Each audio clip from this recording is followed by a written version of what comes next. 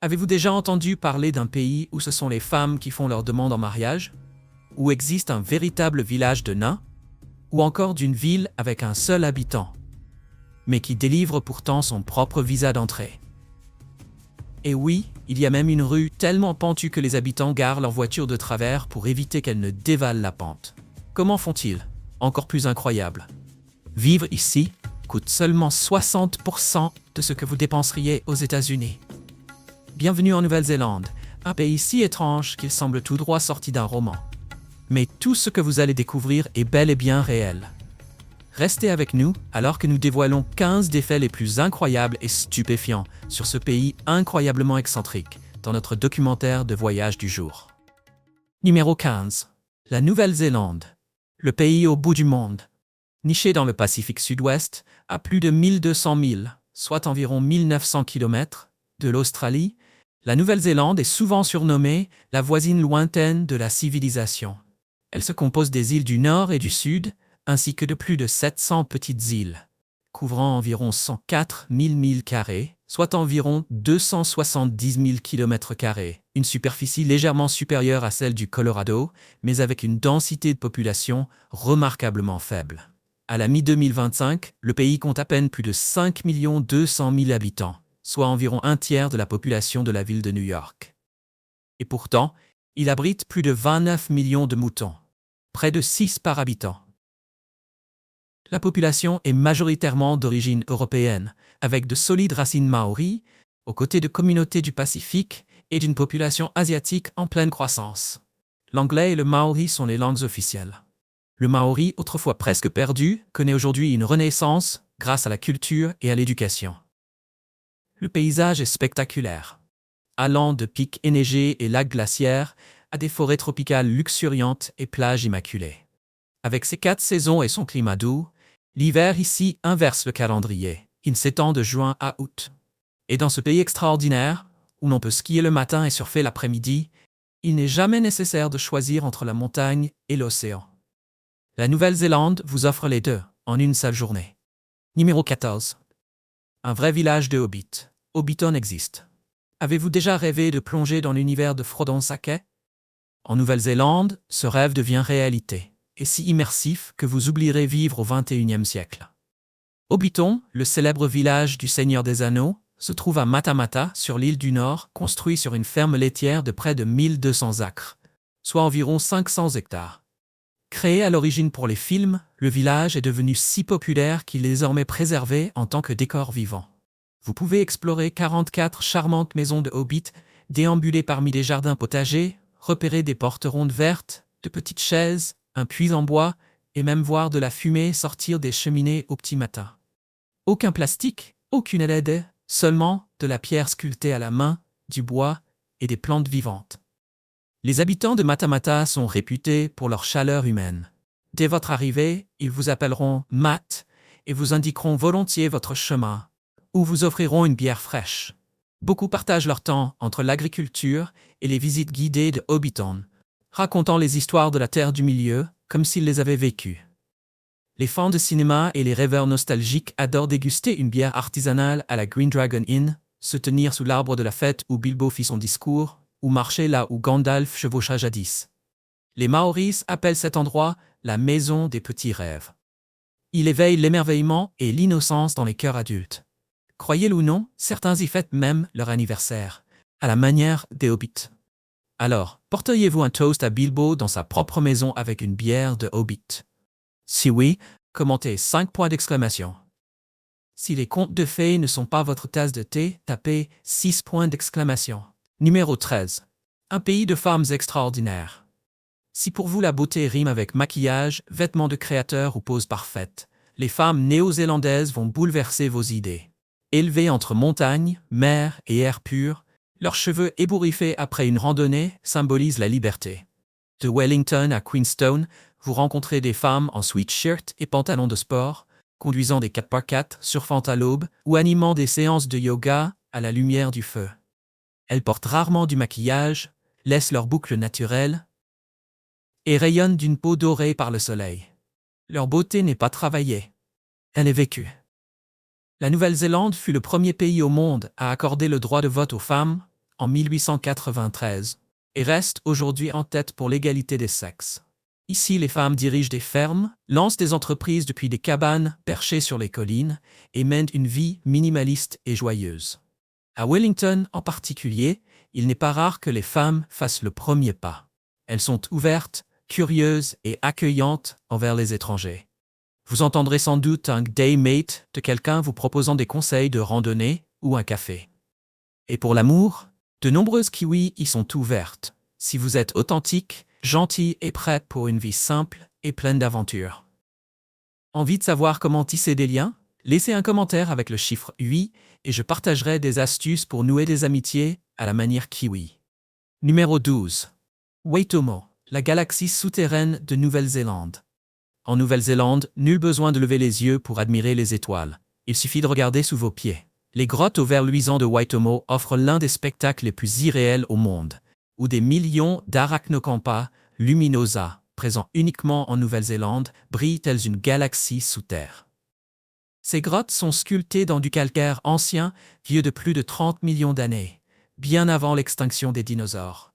Étrangement, les vers luisants s'illuminent pour attirer leur proie, tissant des fils de soie qui pendent comme de petits pièges lumineux. Les visites de Waitomo se font dans l'obscurité totale. Vous glissez silencieusement sur un bateau, sans lumière, sans bruit, percé par le murmure de l'eau sous un plafond qui reflète la Voie lactée. Une sensation de flotter dans l'espace. Le spectacle est si époustouflant que même les réalisateurs de cinéma le jugent plus beau que les effets spéciaux. Découvert par les Maoris il y a des siècles, Waitomo revêt une forte signification spirituelle et accueille des visiteurs depuis 1889. Aujourd'hui, plus d'1 million de voyageurs du monde entier viennent vivre cette merveille souterraine. Numéro 11. Des services de spa uniques au monde en Nouvelle-Zélande. Avez-vous déjà trempé dans un jacuzzi de montagne au Colorado? Imaginez maintenant quelque chose d'encore plus sauvage. En Nouvelle-Zélande, notamment à Rotorua, capitale des sources chaudes, on vient non seulement pour se baigner, mais aussi pour se reconnecter à la nature, dans des baignoires en cèdre nichées au cœur des forêts. Les locaux croient que les sources chaudes purifient la fatigue, renouvellent l'esprit et préparent au grand tournant de la vie. Cette tradition millénaire perdure dans des lieux comme Hell's Gate, où vous vous enduirez de boue minérale maori avant de plonger dans un bain de cèdre face au volcan. Certains spas proposent même des repas de style anguille, cuits à la vapeur géothermique, comme le faisaient les ancêtres maoris. Aux Onsen Hot Pools de Queenstown, vous vous immergerez parmi des sommets enneigés, face aux Remarkables, comme transportés dans une scène paisible du Seigneur des Anneaux. De nombreux couples y célèbrent leurs fiançailles ou anniversaires dans ces baignoires de bois chauffés sous les étoiles. Et avec des prix allant de 30 à 60 $ par session, vous ne réservez pas seulement un bain. Vous plongez dans la nature et en vous-même. Alors, préfériez-vous un hôtel 5 étoiles ou une baignoire sous les étoiles? Commentez ci-dessous. Numéro 10. Baldwin Street, la rue la plus abrupte du monde. Imaginez une rue si pentue qu'une balle de tennis lâchée au sommet dévalerait sans jamais s'arrêter. C'est Baldwin Street à Dunedin, autrefois couronnée par le Guinness World Records comme la rue la plus raide du monde, avec une inclinaison impressionnante de 38%. Pour chaque avancée de 9 pieds, vous montez presque de 3 pieds. En 2019, une rue galloise a brièvement remporté le titre. Mais Baldwin l'a récupéré en 2020, après que Guinness ait admis une erreur de calcul de la pente. Les habitants étaient si fiers qu'ils ont imprimé l'image de Baldwin sur des t-shirts, des mugs, des porte-clés et même des colliers pour animaux. À cause de la pente, les voitures doivent être garées de biais et non parallèlement. Les résidents comptent sur des freins à main robustes et la colline est devenue leur séance d'entraînement quotidienne. Si vous n'êtes pas vigilant, votre voiture pourrait glisser directement en bas.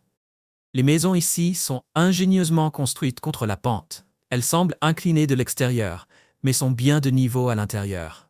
Chaque année, des foules se rassemblent pour courir jusqu'au sommet et les vainqueurs remportent une médaille spéciale. En hiver, Baldwin se transforme en piste de ski.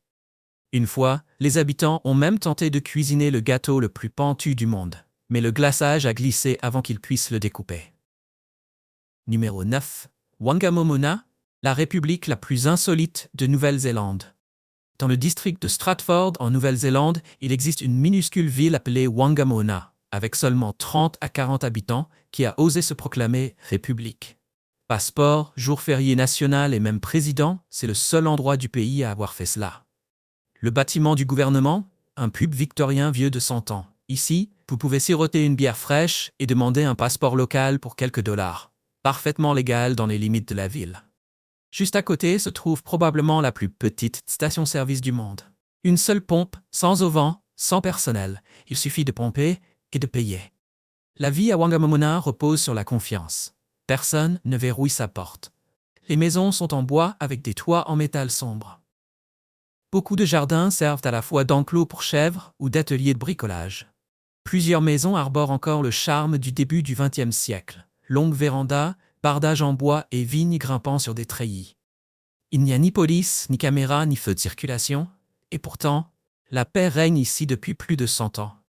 Tout le monde porte un surnom, comme Dave qui murmure aux chèvres, ou Nina, la reine du lever de drapeau. Et tous les 2 ans, la ville organise des élections présidentielles où les candidats peuvent être des humains, des chiens et oui, des chèvres. Numéro 8. L'oiseau kiwi, le symbole national le plus adorable du monde. Dans un pays où les habitants se surnomment fièrement les kiwis, il est tout à fait logique que leur symbole national ne soit ni un lion féroce, ni un aigle majestueux, mais un petit oiseau timide et incapable de voler, le kiwi. Cette créature nocturne incarne l'esprit de la Nouvelle-Zélande, unique, discret et profondément enraciné dans la terre. Avec son long bec courbé, le kiwi est le seul oiseau au monde dont l'odorat est plus développé que la vue. Il utilise son bec comme un détecteur naturel pour chercher de la nourriture sous terre, tel un petit détective de la forêt. Et ses œufs? Ils sont énormes, représentant près de 25% du poids corporel de la mère, figurant parmi les plus gros du règne animal. Les Néo-Zélandais les adorent, tant que vous verrez des panneaux passage de kiwis sur les routes pour protéger cette icône humble. Les kiwis sont aussi monogames. Ils choisissent un partenaire pour la vie, construisant leur nid et élevant leurs petits avec une dévotion silencieuse. Pour en observer un, visitez des sanctuaires comme Rotorua ou Zealandia. Mais soyez délicats, les kiwis détestent les projecteurs. Pensez-vous que ce minuscule oiseau mérite son titre de trésor national? Laissez un commentaire avec le chiffre 9. Numéro 7. Vivre à Wellington, la capitale où le vent rencontre la sérénité. Arrivez à Wellington un matin de décembre, et avant même de ressentir l'agitation, vous sentirez le vent, assez fort pour faire rouler votre chapeau au bas d'une colline. Cette capitale possède la vitesse moyenne du vent la plus élevée sur Terre, lui valant le surnom de Windy Valley. Pourtant, les habitants n'en sont pas gênés. Ils dégustent leur café en terrasse, lisent dans les parcs et embrassent la brise. Presque chaque maison a un petit auvent à chaussures près de la porte d'entrée. Un signe discret d'une habitude nationale. À Wellington, les chaussures s'enlèvent à l'intérieur. Demandez pourquoi, et vous entendrez, pour garder la maison propre et l'esprit léger. Sur Cuba Street, le cœur artistique de la ville, des musiciens de rue grattent des ukulélés, des peintres réalisent des portraits en direct, et des cafés rétro s'installent à côté de bâtiments édouardiens. Il existe même une fontaine à vélo qui ne danse que si quelqu'un pédale. Même la circulation est différente ici. Les coups de klaxon sont rares. Chantez une mélodie joyeuse dans un bus et votre trajet pourrait être offert. Les chauffeurs adorent les gens qui s'expriment. Le soir venu, Courtney Place s'illumine avec des bars chaleureux où le jazz, la musique indie et les chants folkloriques maoris remplissent l'air. C'est comme une fête sans pression. Vous pourriez déguster un vin local pendant qu'une grand-mère vous raconte des légendes maoris en plein centre-ville. Pas d'autoroute à 6 voies, pas de gratte-ciel cachant les étoiles, juste le son des vagues de l'océan, le parfum des arbres manuka et la preuve qu'une ville parfaite n'a pas besoin de crier. Numéro 6. Aventure au-delà de l'imagination, la nature extrême de la Nouvelle-Zélande. Si vous pensez que voyager se résume à prendre des photos et admirer des paysages, la Nouvelle-Zélande vous prouvera le contraire. Ici, vous pouvez pratiquer l'hélipêche. Oui, pêcher depuis un hélicoptère. Dans la nature sauvage des Alpes du Sud, les hélicoptères vous déposent dans des endroits où aucune ligne de pêche n'a jamais effleuré l'eau. À Milford Sound, souvent surnommée la 8e merveille du monde, des falaises vertigineuses entourent un fjord noir profond, des cascades plongent de plusieurs centaines de pieds, et la brume flotte sur les sommets comme des coups de pinceau sur une toile. Vous pouvez faire du kayak à travers les nuages ou survoler les crêtes enneigées en hélicoptère. Plus au sud, le lac Tekapo resplendit d'un turquoise si vif qu'il semble retouché numériquement. La nuit, les étoiles brillent si fort que vous n'aurez pas besoin de jumelles. La Voie lactée s'étire de manière spectaculaire au-dessus de vous. À Waihotapu, dans le parc géothermal, la piscine de champagne fume dans des tons orange néon et bleu surréalistes, comme sortis d'une autre planète. Et le glacier Franz Joseph? C'est l'un des rares glaciers sur lesquels vous pouvez marcher directement avant de vous détendre dans des sources chaudes à proximité. Dans le parc national à Belle Tasman, vous pagayerez devant des grottes marines, camperez sur des plages dorées et verrez des dauphins surfer sur les vagues à vos côtés. Numéro 5. Le salut maori, respect par un toucher de nez. En Nouvelle-Zélande, respect et connexion se partagent d'une manière inattendue, par un doux toucher de nez. Chez les Maoris, qui représentent environ 16% de la population, ce geste s'appelle le hongi, un rituel traditionnel où deux personnes pressent leur nez pour échanger le souffle de vie. Mais le hongi est bien plus qu'un salut. C'est une véritable invitation à entrer dans la communauté. Une expérience profondément émotionnelle pour de nombreux visiteurs étrangers. Encore plus fascinant, dans la tradition maori, ce sont parfois les femmes qui font leur demande, notamment lors des cérémonies officielles. Une femme peut offrir un bracelet artisanal en signe de son intention. Pour les Maoris, l'amour repose sur l'égalité et le libre choix. Une idée qui peut sembler inhabituelle, mais inspirante pour beaucoup. La majorité des Maoris vivent dans des régions comme Rotorua, où ils construisent des maisons en bois, vivent entre générations et cuisinent grâce au hangi, une méthode ancestrale de cuisson à la vapeur souterraine. Leur vie est étroitement liée à la nature. Ils se baignent dans des sources chaudes, racontent les histoires de leurs ancêtres à la lueur du feu et croient que le chant des oiseaux ou le vent porte les voix des anciens. Avant les grands événements, ils exécutent le haka, une danse puissante qui incarne la fierté et l'esprit d'une culture fondée sur un profond respect. Numéro 4. Promener un mouton, l'expérience la plus inattendue de Nouvelle-Zélande. Vous avez déjà promené un chien?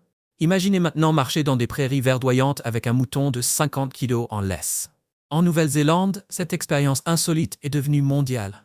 Des milliers de touristes font la queue pour louer un mouton et se balader dans des paysages dignes du Hobbit. Dans des endroits comme Waikato, Otago ou Queenstown, vous pouvez promener un mouton de 50 kilos, brosser sa laine, l'appeler par son nom et prendre des photos tout au long du chemin. Avec plus de 25 millions de moutons pour seulement 5 200 000 habitants, le ratio moutons-habitants est ici de 5 pour 1. Les locaux en ont fait une attraction touristique unique en son genre. Vous apprendrez même à siffler des commandes, à appeler les moutons et à comprendre le langage secret des fermiers kiwis. Dans certaines fermes, les moutons sont dressés pour suivre les visiteurs, poser pour des photos et même se reposer à leur côté pendant les pauses. Les éleveurs sont fiers de leur capacité à siffler leurs moutons. Chacun de nous a son propre sifflet, disent-ils. Un seul son, et le mouton revient, comme s'il avait entendu son prénom. À une époque, la Nouvelle-Zélande organisait même un championnat national de sifflement de moutons. Et oui, le gouvernement avait nommé un chef d'orchestre officiel pour les moutons. C'est dire à quel point ces créatures laineuses font partie de l'identité kiwi. Numéro 3. Nouvelle-Zélande, le pays des festivals uniques. Si vous pensez que les festivals se résument à manger et danser, la Nouvelle-Zélande va vous étonner. Ici, chaque festival est un véritable spectacle créatif. À commencer par le World of Wearable Art à Wellington, connu sous le nom de WOW. Ce défilé de mode surréaliste présente des modèles vêtus de créations en métal, papier recyclé, bois, fleurs séchées, voire en circuit imprimé. Avec des jeux de lumière laser, de la musique électronique et de la danse contemporaine, le résultat est un concert d'art visuel époustouflant. Les billets se vendent en quelques jours, comme pour un concert de rock du monde artistique. Chaque mois de mars, à Auckland, le Pacifica Festival transforme le parc en un archipel vivant de la Polynésie. Plus de 10 nations du Pacifique, comme Fidji, Tonga et Samoa, font vibrer la ville avec danse traditionnelle, percussions et stands de nourriture de rue. C'est le plus grand festival pacifique du monde. Et pour le Nouvel An chinois, ne manquez pas le Festival des Lanternes à Auckland ou Christchurch. Des milliers de lanternes illuminent la nuit pendant que les danseurs de lion serpentent parmi la foule. Musique, dim sum, brioche bao et plat phao emplissent l'air de délicieux parfums. Ce festival de 3 à 4 jours attire chaque année des centaines de milliers de visiteurs. Numéro 2. Coût de la vie. Le confort abordable dans un pays de rêve. Si vous recherchez une qualité de vie élevée sans des coûts astronomiques, la Nouvelle-Zélande pourrait bien être votre réponse.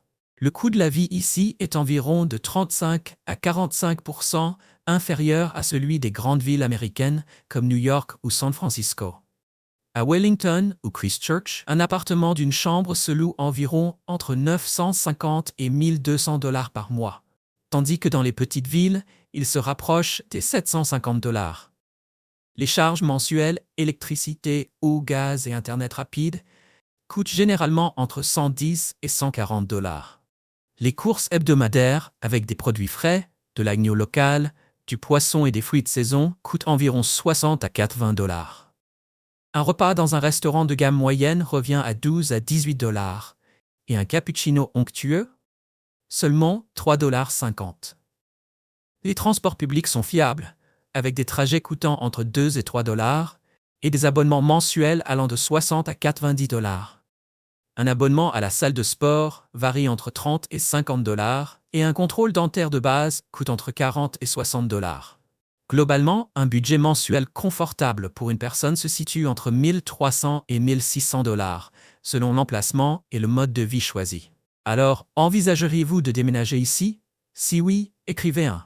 Sinon, tapez 0. Numéro 1. Nouvelle-Zélande, un paradis culinaire caché. Vous pensez que la cuisine néo-zélandaise se limite à l'agneau et aux pâtisseries? Détrompez-vous. Ce pays offre un mélange culinaire audacieux, allant des traditions ancestrales maoris aux super-aliments mondialement admirés. Commencez par le hangi, un festin maori vieux de plusieurs siècles. Viande et légumes sont enveloppés puis enterrés dans la terre, cuits lentement à l'aide de pierres chauffées, sans flamme ni casserole, juste une tendreté fumée et savoureuse à chaque bouchée. On l'appelle souvent le barbecue souterrain, une explosion de saveurs profondément ancrée dans la communauté. Envie de quelque chose de rare? Goûtez au poa, un ormeau noir apprécié pour son croquant et sa coquille irisée. Ou bien essayez les moules à lèvres vertes, grandes, juteuses et très prisées des touristes, généralement cuites à la vapeur dans du vin ou gratinées à l'ail et au fromage.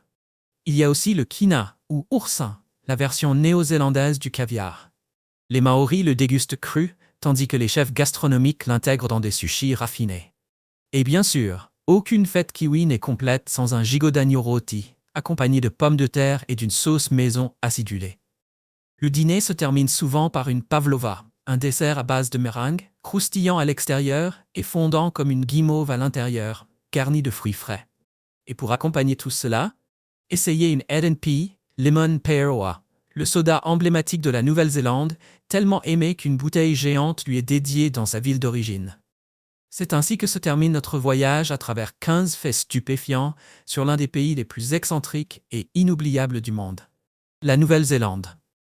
J'espère que tu as aimé la vidéo d'aujourd'hui. Si c'est le cas, n'oublie pas de cliquer sur le bouton j'aime et de t'abonner à la chaîne pour ne pas manquer les prochaines vidéos passionnantes. Ton soutien nous aide à continuer à créer du contenu encore meilleur.